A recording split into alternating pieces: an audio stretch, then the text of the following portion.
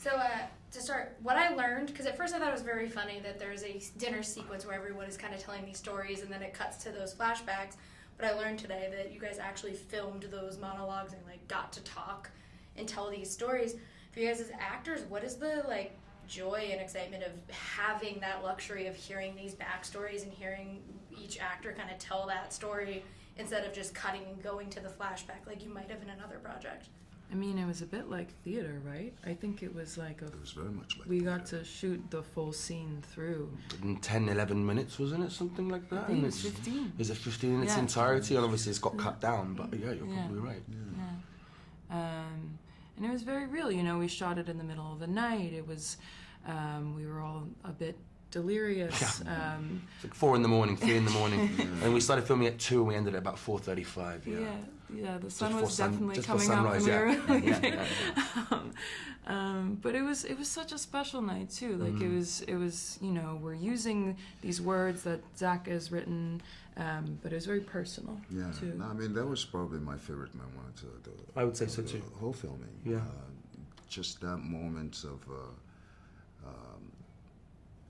you know, the surviving rebels coming together with the villagers and trying to craft out how we're going to, you know, deal with this and how we're going to survive this moment. And I thought that was such an amazing moment to bring the cast together, you know, and certainly to revisit the, you know, sort of like, I mean, I guess you would call it stage, you know, backstory. Yeah, that would give everybody an affinity to really connect it to their own character and connect it to the rest of the cast. Yeah, I think when you're fortunate enough to work with real professionals or people who really want to give, they're kind of doing the work for you a lot of the time, and it was a wonderful opportunity just to listen and observe and allow that and trust. And there's, I think, whenever you're trying to do scenes like that, it's inevitable, if you want to do them truthfully, in my opinion, to connect to something personal or use it as a springboard. And there's often a level of catharsis, at least for myself, after kind of talking it out. If I'm substituting it with my own personal life, there's something about sharing it without sharing it, I think, subconsciously. It can be kind of freeing, you know, at least for myself. For some people, reliving or re-experiencing and that stuff, and also, you know, if the scenes are even heavier than that, can be tough, of course, but I think in that moment, it felt like it was, cathartic.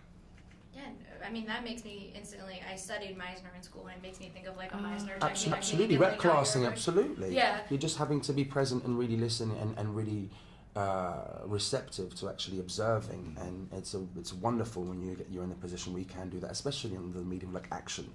You know, it's seldom is that the case, and we were lucky enough to have that. Well, and you were talking about theater, and I would assume with a movie like this, you also have a lot of rehearsal because it is, you know, action sequences, and you have all of these stunt work that you have to kind of rehearse to get. Does that help you guys all as actors to, like, that you have it built in? Much rehearsal. Physically, we did a lot.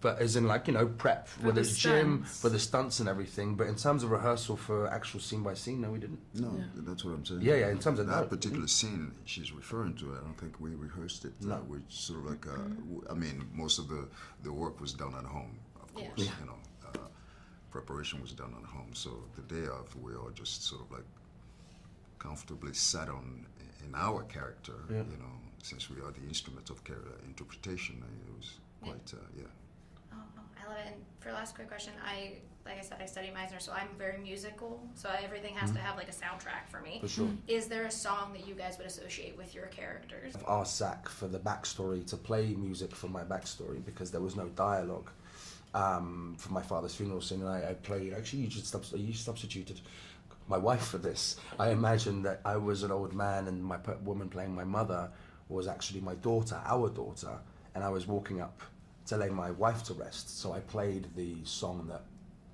we listened to the moment we both realized we were falling in love, and it was that whole imagining that whole world and the beauty of everything, and the best moments and knowing that they were gone, you know. And he very graciously, before we started walking, we'd play it in this big old studio. And absolutely, I think music is a real beautiful springboard for me for sense memory, and so yes. Yeah. Yeah, I would think the Fifth Symphony of Beethoven would be quite suitable for Titus Nice. in his world. Yeah, I That's agree. a great answer. I said I the tiger yesterday. That makes perfect sense. Doesn't it? It does. Thank you guys so much for talking with me again. Thank you. Good to see you again. I rebel. I Yeah, rebel. so you commented on my commented tattoos last time. I was like, time. yes. So Hello. sick. Yeah, because they're all here. You can go downtown.